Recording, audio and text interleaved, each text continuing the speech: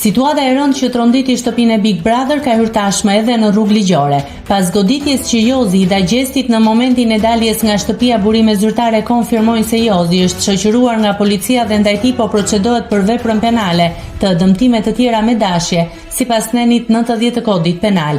Bazuar në këtë nen, raja dhe çdo veprim tjetër dhune përbën kundërvajtje penale dhe dënohet me gjopë, ndërsa nëse vepra shkakton pa aftësi të përkohshme në punë për më shumë se 9 ditë, dëmtimi mund të shkojë deri në 6 muaj burg. Sipas burimeve, gjesti është jashtë rrezikut për jetën dhe ndodhet nën kujdesin e mjekëve, ndërsa analiza mjekoligjore do të përcaktojë edhe shkallën e dëmtimit, e cila do të ndikojë drejt për drejt në fatin penal të Jozit. Nga ana tjetër, Top Channel ka reaguar menjëherë duke u distancuar nga aktet e dhunës në format, duke deklaruar: "Dënojmë çdo akt dhune dhe garantojmë masa maksimale për sigurinë e banorëve."